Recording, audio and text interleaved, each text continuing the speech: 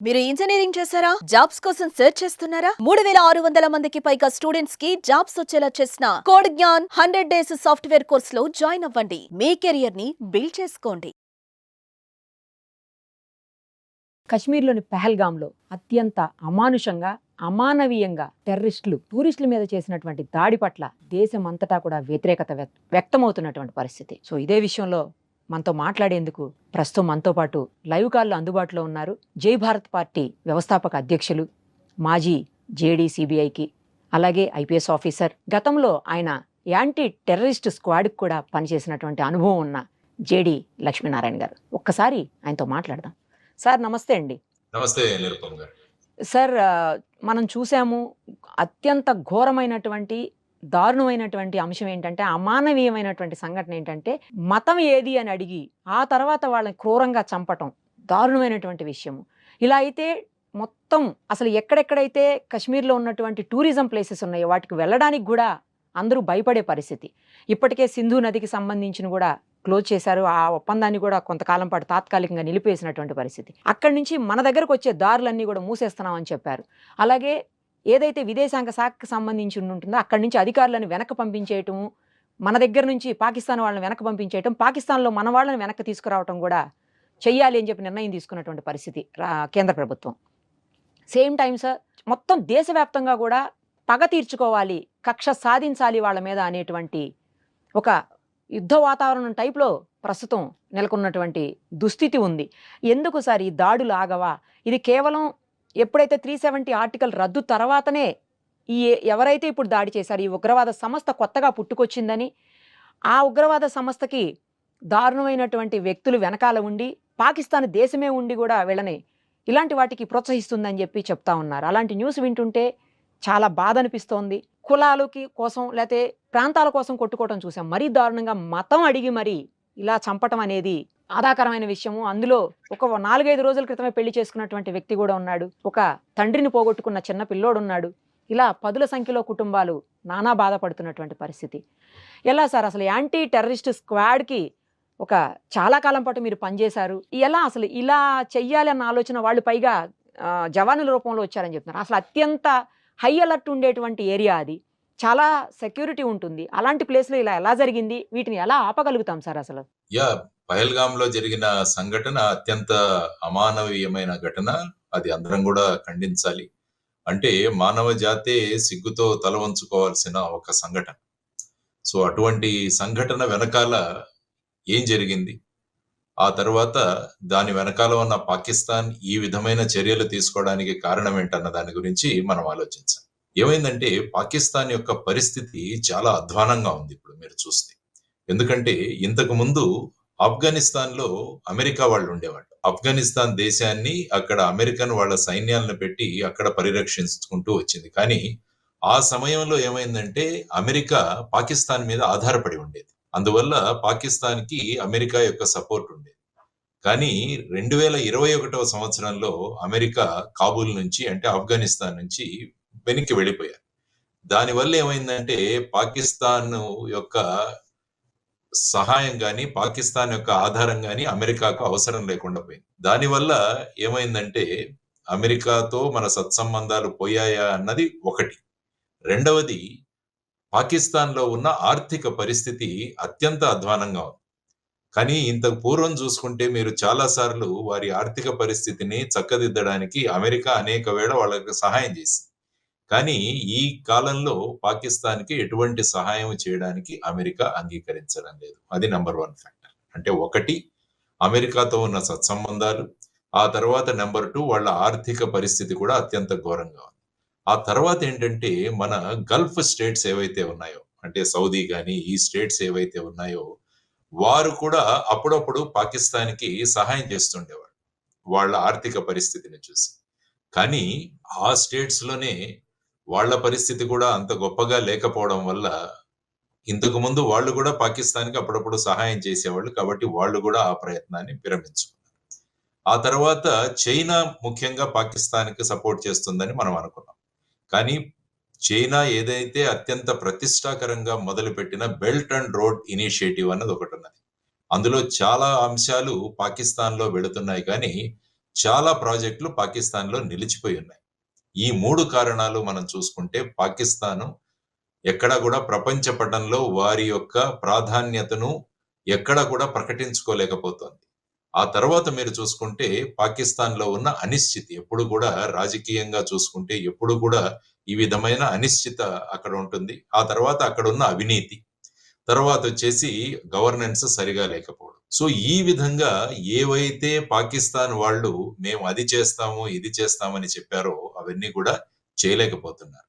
So, ఈ విధమైన పరిస్థితి చూసుకుంటే, తర్వాత ఈ మధ్యలో చైనీస్ ఇంజినీర్స్, ప్రాజెక్ట్ సూపర్వైజర్లు అన్న వాళ్ళు బలూచ్‌లో ఉన్న టెర్రరిస్టులు చంపేశారు. ఒక ఘటన జరిగింది మీరు వినుంటారు. సో, ఈ విధంగా చూసుకుంటే అంతర్జాతీయ రంగంలో కూడా పాకిస్తాన్ అన్నది ఒక ఫేవరబుల్ నేషన్‌గా కాదు, అది టెర్రరిజంను ప్రోత్సహిస్తుందని అక్కడ ప్రధానంగా చెప్పబడుతుంది. సో, ఆ తర్వాతొచ్చేసి ఏదైతే తాలిబాన్ రెజీమ్ ఇప్పుడుందో కాబూల్‌లో, వారు కూడా పెద్ద పాకిస్తాన్‌తో అంత గొప్పగా సన్నిహితంగా లేరు.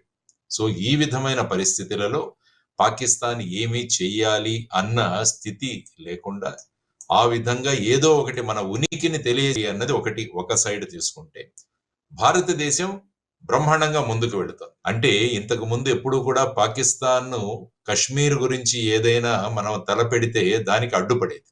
కానీ ప్రస్తుతం ఉన్న ప్రభుత్వం మీరు ఇంతకు ముందు అన్నట్టు ఆగస్టు 5వ తారీఖు 2019న మనం ఆర్టికల్ 370 అన్న దాన్ని తీసేసాం. అబ్లిగేషన్ ఆఫ్ ఆర్టికల్ 370 అంటాం. ఆ తర్వాత కశ్మీర్‌కు స్పెషల్ స్టేటస్ తీసేసి దానిలో 2 యూనియన్ టెరిటరీగా చేసి, అంటే పాకిస్తాన్ ఏ మాత్రం కూడా ప్రభావం దీని మీద చూపలేకపోయింది. మన ప్రభుత్వం బ్రహ్మాండంగా ముందుకు వెళుతుంది. అది వాళ్ళకొక పెద్ద చెంపపెట్టు. ఆ తర్వాత చూస్తే మనం ఎన్నికలు కూడా చక్కగా నిర్వహించారు. అక్కడ ప్రజా ప్రభుత్వం కూడా ఏర్పడింది. సో, ఈ విధమైన పరిస్థితిలో ఒకవైపు జేడీ వాన్స్ మన అమెరికా యొక్క వైస్ ప్రెసిడెంట్ భారతదేశ పర్యటన సందర్భంగా సాధారణంగా ఏమవుతుందంటే అక్కడ కూడా పర్యటనలు జరుగుతుండేవి ఇంతకు ముందు. కానీ జేడీ వాన్స్ పర్యటనలో ఎక్కడా కూడా పాకిస్తాన్‌లో వెళ్ళే ప్రసక్తే లేదు అన్నది ఆయన టూర్ ఐటినరీలో వచ్చింది. సో, ఇటువంటి పరిస్థితిలో మనం ఏం చేయాలి అన్నది, తరువాత మన గల్ఫ్ దేశాలతో మన సంబంధాలు కూడా చక్కగా పెరుగుతున్నాయి. ముఖ్యంగా నరేంద్ర మోడీ గారు ఎప్పుడైతే సౌదీ అరేబియాలో ఉన్నారో, ఇంతకు ముందు అదే దేశం పాకిస్తాన్‌కి భారతదేశంతో జరిగిన యుద్ధాలతో, ముఖ్యంగా 1971లో జరిగిన యుద్ధంలో సౌదీ వారు పాకిస్తాన్‌కు సహాయం చేశారు. కానీ ఆ దేశంతో భారతదేశం సత్సంబంధాలు పెంచుకుంటోందన్నది వాళ్లకు వచ్చింది. కాబట్టి వీటన్నిటిని కూడా చూసుకొని ఫైనల్‌గా మా ఉనికిని తెలియజేయాలి అన్న ఉద్దేశంతో ఇటువంటి చర్యను చేపట్టారు. ముఖ్యంగా అక్కడున్న టెర్రరిస్ట్ ఆర్గనైజేషన్స్. ఇంతకుముందు లష్కర్-ఇ తైబా అన్న ఆర్గనైజేషన్ ఉండేది. ఆ ఆర్గనైజేషన్ యొక్క న్యూ అవుట్‌ఫిట్ వచ్చేసి ది రెసిస్టెన్స్ ఫోరం, టీఆర్ఎఫ్ అని. వారు మళ్ళా వాళ్ళ ఉనికిని తెలియజేసుకోవడానికి ఈ విధమైన అటాక్ అన్నది, ఎందుకంటే టూరిస్టు విపరీతంగా పెరుగుతున్నారు. మీరు ఒక్కసారి జమ్మూ అండ్ కాశ్మీర్‌లో జరుగుతున్న ఇన్వెస్ట్‌మెంట్లు చూసినా కూడా చాలా గొప్పగా జరుగుతున్నాయి. మీరు 2023, 24 చూస్తే సుమారుగా ఐ థింక్ 3,200 కోట్ల దాకా అక్కడ ఇన్వెస్ట్‌మెంట్ పెట్టడం జరిగింది. ఆ తర్వాత టూరిస్టుల సంఖ్య కూడా పెరిగింది. తర్వాత పర్ క్యాపిటా ఇన్‌కమ్ కూడా పెరిగింది జమ్మూ అండ్ కాశ్మీర్ వారిది. సో, ఈ విధమైన పరిస్థితులలో మరి ఏం చేయాలి? ఔట్ ఆఫ్ డెస్పరేషన్ ఆ విధంగా వాళ్ళు ఈ విధంగా చేసిన చర్య అని నేను అంటాను నిరుపమ్ గారు. సార్, అంటే ఇప్పుడు మాకేం సంబంధం లేదని ఏదో కల్లబుల్లి మాటలు చెప్తుంది గానీ పాకిస్తాన్ దీని వెనక ఖచ్చితంగా 1000% పాకిస్తానే ఉందనేది నిర్వివాదాంశం సార్. ఇప్పుడు ఏదైతే సంఘటన జరిగిందో ఇంత పెద్ద ఘటన ఈ మధ్య కాలంలో జరగలేదు అని చెప్తా ఉన్నారు. మీరు యాంటీ టెర్రరిస్ట్ స్క్వాడ్‌కి కూడా అంతకుముందు గతంలో పనిచేస్తున్నారు కాబట్టి ఆ అనుభవంతో చెప్పండి సార్. ఇలా అంటే హై సెక్యూరిటీ ఉన్న దగ్గర కూడా ఇలా ఎలా చేయగలిగారు అనేది ఇప్పుడు పెద్ద క్వెషన్ మార్క్ లాగా కనిపిస్తోంది. అంటే మీరన్నట్టు పాకిస్తాన్ మాకేం సంబంధం లేదు అని మాట్లాడుతున్నారు. యాక్చువల్‌గా మీరు ఏప్రిల్ 15న ఆ పాకిస్తాన్ యొక్క army chief general Asim Munir అన్నాయన మాట్లాడాడు. ఎక్కడ? అది కూడా ఆయన ఒక పెద్ద సభలో ఓవర్‌సీస్ పాకిస్తానీ కన్వెన్షన్ ఇన్ ఇస్లామాబాద్‌లో ఏప్రిల్ 15 ఆయన ఏం మాట్లాడారు అంటే, మా దేశంలో మా మతాలు వేరు, మా ఆచారాలు వేరు, మా ట్రెడిషన్స్ వేరు, మా ఆలోచనలు వేరు, మా ఆకాంక్షలు వేరు. కాబట్టి ఏదైతే 2 నేషన్ థియరీ అన్నదానికి వల్ల ఈ 2 దేశాలు ఏర్పడ్డాయి. కాబట్టి మేము ఒక దేశం కాదు, మేము 2 దేశాలే అని ఆయన మాట్లాడాడు ఏప్రిల్ 15. ఆ తర్వాత అక్కడ ఒక ఆర్గనైజేషన్ ఉంటుంది ఐఎస్ఐ అని, ఇంటర్ సర్వీసెస్ ఇంటెలిజెన్స్ అని. వారు కూడా ఇంతకు ముందు మన కార్గిల్ యుద్ధం కావచ్చు, వీటిలో కూడా అక్కడ ఉన్న లోకల్ టెర్రరిస్టులు వాళ్ళ సహాయంతో ఈ విధంగా భారతదేశం మీద భారతదేశ పోస్టులు అవి ఆక్యుపై చేయడం జరిగింది. కాబట్టి పాకిస్తాన్ మాకు సంబంధం లేదు అన్న ఏదైతే వాళ్ళు కామెంట్స్ చేశారో దాంట్లో ఏమాత్రం తథ్యం లేదు అని నేను అనుకుంటాను. సో ఆ విధంగా చూసుకుంటే ఈ మునీర్ అనే ఆయన మళ్ళా ఒకసారి కాశ్మీర్ దీని గురించి మాట్లాడాడు. ఆ తర్వాత దాన్ని ఇచ్చి ఇది మాది మాకొక ముఖ్యమైన నాడి, జుగులర్ వెయిన్ అంటారు, అది మాకు కశ్మీర్ అన్నది మాకు విధంగా అని మనం అంటాం. సో ఈ విధంగా వారు చెబుతున్నప్పుడు మనం ఖచ్చితంగా చెప్పాం, సత్సంబంధాలు పెట్టుకుంటారా పెట్టుకోండి. అందుకనే ఎప్పుడు కూడా అంటుంటాం, ఆప్ ఖీర్ మాంగేతో హమ్ ఖీర్ దేంగే, కశ్మీర్ మాంగేతో హమ్ చీర్ దేంగే అన్నది మన ఆర్మీ యొక్క ముఖ్యమైన నినాదం. మీరు మమ్మల్ని పాయసం అడగండి, మేము మీతో పాటు వస్తాం. అటల్ బిహారీ వాజ్పేయి గారు కూడా అప్పుడు నమ్మి వారు అప్పుడు నవాజ్ షరీఫ్ తో అక్కడ మన బస్సు యాత్ర ఇవన్నీ కూడా జరిగాయి. ఆ తర్వాత వాళ్ళు దానికి పర్యవసనంగా కార్గిల్లో వాళ్ళ ప్రభావం చూపించారు. అందుకనే మీరు మాతో సఖ్యంగా ఉండాలంటే మేము ఉంటాం, కానీ మీరు కశ్మీర్ను గనక అడిగితే ఆమె చీర్ దేంగే అంటారు అనమాట. సో ఈ విధమైన పరిస్థితులు ఉన్నాయి. కాబట్టి ఈ పరిస్థితులు మెరుగవ్వాలని భారతదేశం నుంచి ప్రయత్నం జరుగుతున్నా కూడా ఎలాగైనా భారతదేశాన్ని ఈ విధంగా ప్రభావితం చూపించాలి. వాళ్ళు డైరెక్ట్ గా యుద్ధంలో మనతో యుద్ధం చేయలేరు. అందుకనే వాళ్ళు ఈ ప్రాక్సీ వార్ అన్నది మొదలు పెట్టారనమాట. అంటే అప్రత్యక్ష యుద్ధం. అందులో ముఖ్యంగా ఈ టెర్రరిజాన్ని ప్రోత్సహించడం, తరువాత నార్కోటిక్స్, మన దేశానికి మన యువతరాన్ని నిర్వీర్యం చేయడానికి నార్కోటిక్స్ పంపించడము, ఆ తర్వాత భారతదేశంలో ఫేక్ కరెన్సీ పంపించడం. ఈ విధంగా అప్రత్యక్ష యుద్ధం అన్నది పాకిస్తాన్ మన దేశంతో చేస్తూనే ఉంది. యాక్చువల్గా ఈ రోజు మీరు పేపర్ చూస్తే నేషనల్ ఇన్వెస్టిగేటింగ్ ఏజెన్సీ ఎన్ఐఏ అన్న సంస్థ గుజరాత్ లో ముంద్రా పోర్ట్ లో పట్టుబడ్డ సుమారుగా 21 టన్నుల నార్కోటిక్స్ ఏదైతే ఉందో దానికి మూలం పాకిస్తానే. భారతదేశానికి వీటిని సప్లై చేసి నార్కో టెర్రరిజాన్ని ప్రమోట్ చేయడానికి ఆ ఫండ్స్ ని తీసుకురావడానికి పాకిస్తాన్ ప్రయత్నం చేస్తోందని ఎన్ఐఏ కూడా కోర్టులో వాదించింది. సో ఇటువంటి పరిస్థితులలో ఈ సంఘటన జరగడం అన్నది దీనన్నిటికీ మూల కారణం ఖచ్చితంగా పాకిస్తాన్ ప్రభుత్వం యొక్క ప్రమేయం, అక్కడ ఉన్న ఐఎస్ఐ ఏజెన్సీలు, ఆ తర్వాత అక్కడ ఉన్న టెర్రరిస్ట్ సంస్థలు, వీటన్నిటి యొక్క ప్రోద్బలం వల్ల నిన్న మన పహల్గాంలో జరిగిన ఘటనకు ప్రధానమైన కారణం అని మనం చెప్పుకోవచ్చు. యాక్చువల్ గా మీరు చూసుకుంటే యాంటీ టెర్రరిజం స్క్వాడ్ లో మేము పనిచేస్తున్నప్పుడు కూడా ఒక మాడ్యూల్ ఒకటి బ్రేక్ చేశాం. సుమారుగా 16 AK-47లు, 3200 AK-47 అమ్యునిషన్లు, RDX, గ్రెనేడ్స్, వీటిలన్నింటినీ పట్టుకోవడం జరిగింది. దాని వెనకాల ఉన్న 25 మంది గ్యాంగ్ ను కూడా పట్టుకొని వాళ్ళందరికీ కూడా యావజ్జీవ కారాగార శిక్ష విధించింది మహారాష్ట్రలో. ఇప్పుడు వాళ్ళంతా కూడా జైల్లో ఉన్నారు. వాళ్ళను ఇంటరాగేట్ చేస్తున్నప్పుడు ఏంటంటే ఇక్కడ ఉన్న వాళ్ళను తీసుకువెళ్లి కశ్మీర్ లో వాళ్ళకు ట్రైనింగ్ ఇచ్చి వాళ్ళని మళ్ళా భారతదేశంలో ఈ విధమైన చర్యలు చేయాలని చెప్పేసి వాళ్ళు ప్రోత్సహిస్తుంటారని స్పష్టంగా తెలిసింది. సో ఇటువంటి ప్రయత్నాలు అన్నది పాకిస్తాన్ ఎప్పుడు కూడా కొనసాగిస్తూనే ఉంటుంది. కాబట్టి మనం అప్రమత్తంగా ఉండాలి. తర్వాత ముఖ్యంగా నిన్న జరిగిన సంఘటనలో మరి ఇంటెలిజెన్స్ ఫెయిల్యూర్ ఏమైనా అయిందా అన్నది కూడా మనం ఆలోచించాల్సిన అవసరం. ఎందుకంటే ఇంత మంది టూరిస్టులు అక్కడ పెరుగుతున్నప్పుడు మనం ఎప్పుడు కూడా ఈ సమస్య ముగిసిపోయింది అన్న భావన ఎప్పుడు కూడా రాకూడదు. మనం ల్యాబ్స్ కనిపిస్తోంది అని కొంతమంది అంటున్నారు సార్. అంటే ఏమవుతుందంటే మనం డిస్పాషనేట్ గా దీని గురించి ఆలోచించాలి.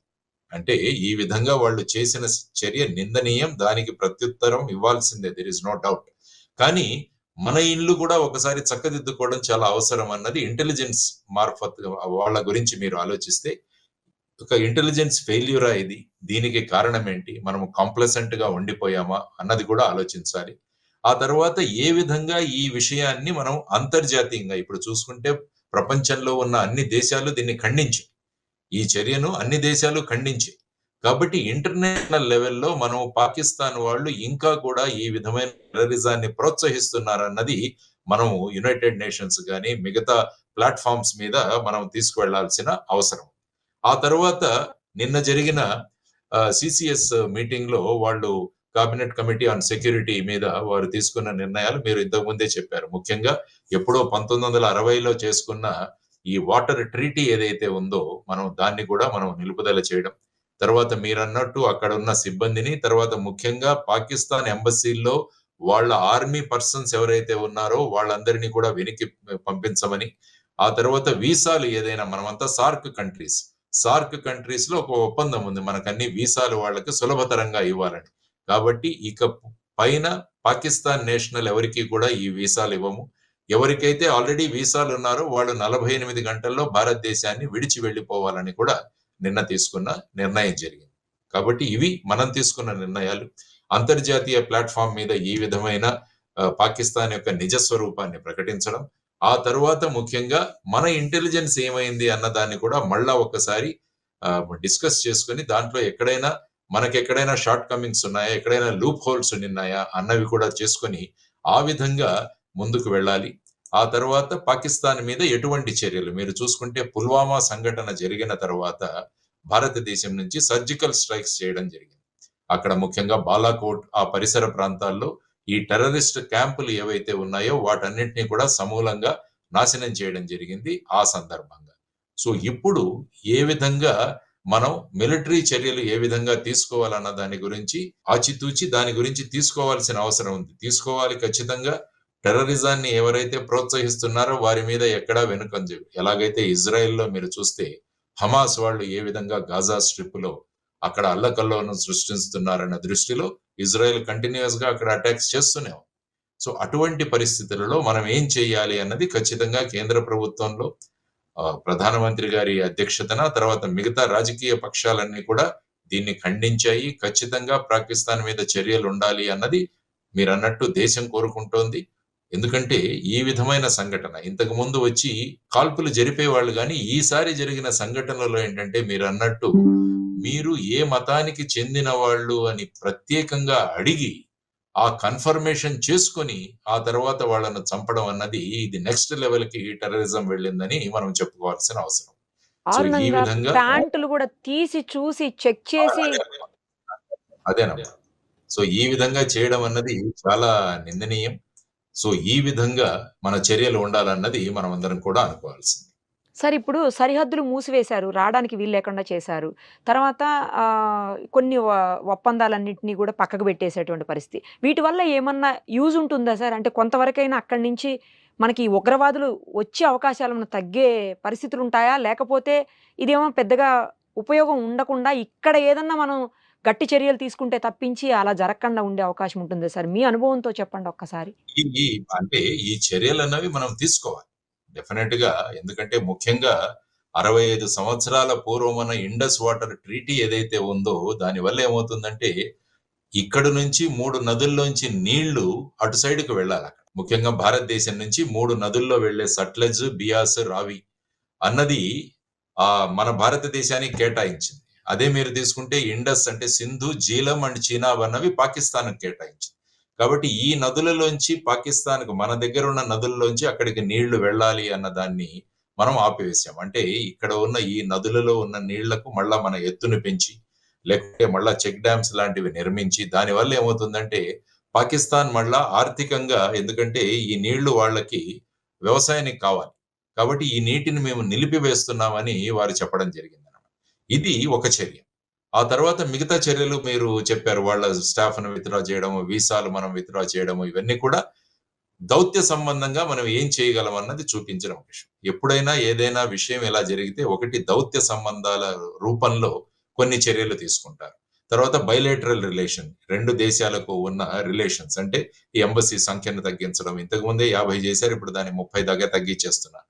సో ఈ విధంగా ఆ తర్వాత బేసిక్ గా మిలిటరీ చర్యలు ఏంటి ఉండాలి అన్నది కూడా ఒక ఆలోచన జరిగింది. దాన్ని బట్టి వాళ్ళు ఖచ్చితంగా ఒక నిర్ణయం తీసుకుంటారు. అనుభవమైన నేతృత్వం ఉంది కాబట్టి అనుభవమైన నేతృత్వంతో తర్వాత జమ్మూ అండ్ కాశ్మీర్ లో ఉన్న గవర్నమెంట్ ను కూడా కాన్ఫిడెన్స్ లోకి తీసుకోవాల్సిన అవసరం చాలా ఉంది. ఎందుకంటే అక్కడ ప్రజలు ఎన్నుకున్న ప్రభుత్వం నేషనల్ కాన్ఫరెన్స్ కాబట్టి పొలిటికల్ విభేదాలు పక్కన పెట్టేసి ఆ ప్రభుత్వాన్ని కూడా కాన్ఫిడెన్స్ లోకి తీసుకొని మనం ఏ విధంగా పరిస్థితిని అభివృద్ధి చేయవచ్చు అన్నది కూడా ఆలోచించాల్సిన అవసరం చాలా ఉంది. ఆ తర్వాత మిలిటరీ చర్యల గురించి ఐ థింక్ వారు యోగ్యమైన నిర్ణయం తీసుకుంటారని నేను అనుకుంటాను. Right sir. నిజంగానే. ఎందుకంటే యావత్ దేశం కూడా భారతీయులంతా ఎదురు చూస్తున్నటువంటి పరిస్థితి సార్. ఇక్కడైతే మతాలకి సంబంధం లేకుండా అందరూ చర్యల్ని వ్యతిరేకిస్తున్నారు. జరిగినటువంటి ఉగ్రవాద చర్యలు ఏవైతే ఉన్నాయో వాటిని. సేమ్ టైము కక్ష తీర్చుకోవాలి. ప్రతీకారం చెయ్యాల్సిందే అని చెప్పేసి చాలా నిన్నైతే చిన్న చిన్న పిల్లలు మాట్లాడుతుంటే కూడా చూశాను సార్ నేను. ఏదో ఒకటి చెయ్యాలి, మోడీ తాత ఏదో ఒకటి చెయ్యాలి అని చిన్న పిల్లలు అంటుంటే పార్కులో నాకు ఆశ్చర్యం అనిపించింది. నేను ప్రత్యక్షంగా చూశాను. అంటే అందరిలో కూడా తీవ్రమైన వ్యతిరేకత వచ్చినటువంటి పరిస్థితి ఉంది సార్ ఈ ఘటనను. ఇంత పెద్ద ఘటన ఈ మధ్య కాలంలో ఎప్పుడు జరగలేదని వింటున్నాం సార్. నిజమేనా సార్? అంటే మనం జరిగిన పుల్వామా ఘటన తర్వాత ఘటన సార్. తీసుకుంటే అందులో మన సిఆర్పిఎఫ్ వాళ్ళు అక్కడ డ్యూటీ రిప్లేస్మెంట్ కోసం వెళుతున్నప్పుడు ఆ సందర్భంగా జరిగిన ఇన్సిడెంట్. ఐ థింక్ ఫిబ్రవరి 14న జరిగింది అనుకుంటాను అది. ఆ రోజు పుల్వామా సంఘటన జరిగి సుమారుగా 43 మంది సిఆర్పిఎఫ్ జవాన్లు ప్రాణాలు కోల్పోవడం జరిగింది. ఆ తర్వాత జరిగాయి సర్జికల్ స్ట్రైక్స్. ఆ తర్వాత మధ్యలో వారు అక్కడి నుంచి లోపలికి రావడానికి ప్రయత్నము, తర్వాత టెర్రరిస్టులను మట్టుపెట్టడం, తర్వాత మన ఆర్మ్డ్ ఫోర్సెస్ మీద కూడా వాళ్ళు చాలా మందిని వాళ్ళు కూడా చర్యలు తీసుకున్నారు. మన వాళ్ళు కూడా వీర జవానులు చాలా మందిని వాళ్ళు ప్రాణాలు కోల్పోయారు. ఇవన్నీ కూడా జరుగుతున్నాయి ఈ సంఘటనలు. ఎందుకంటే ముఖ్యంగా ఆర్టికల్ 370 అన్నది తీసివేయడం, తర్వాత వచ్చేసి అక్కడ ప్రజాప్రభుత్వం ఏర్పాటు చేయడము, తర్వాత పాకిస్తాన్ కు ఎటువంటి స్థానము ఇవ్వకుండా, వారికి ఎటువంటి మాట్లాడేదానికి ఒక ఛాన్స్ కూడా ఇవ్వకుండా భారతదేశం ఈ విధంగా చేయడం వల్ల వాళ్ళు సైకలాజికల్ గా వాళ్ళు చాలా కుంగిపోయి ఉన్నారు. తర్వాత నేను ఇంతకు ముందు చెప్పినట్టు ఆర్థికంగా కుంగిపోయి ఉన్నారు. ఆ తర్వాత అమెరికాతోనూ మిగతా దేశాలతో ఉన్న సత్సంబంధాల మీద కూడా వాటి ప్రభావం, ముఖ్యంగా China belt and road initiative యొక్క ప్రభావం, వీటన్నిటి మీద బలూచిస్తాన్ లో జరుగుతున్న విషయాలు, వీటన్నిటినీ కలుపుకొని పాకిస్తాన్ ఒక డెస్పరేట్ స్టేట్ లో ఉందన్నమాట. అంటే ఇంకా ఏదో ఒకటి చెయ్యాలి, లేకుంటే మా ఉనికి ఇంకా ఉండదేమో అన్న భావన వాళ్ళలో వచ్చిన భయం. Yeah sir. భయం. తర్వాత ఏప్రిల్ 15న జనరల్ మునీర్ మాట్లాడిన విషయాలు, వీటన్నిటిని అంచుకొని ఈ కొత్త టెర్రరిస్ట్ సంస్థ ఏదైతే ఉందో వాళ్ళ ఉనికిని కూడా చాటుకోవడానికి ఇవన్నీ కలిపి ఈ విధంగా జరిగిన చర్య అని నేను అనుకుంటాను. Right sir. Thank you sir. Thank you so much. Suman టీవీలో మీ పర్సనల్ అండ్ బిజినెస్ ప్రమోషన్స్ కోసం కింది నెంబర్కి కాంటాక్ట్ చేయండి.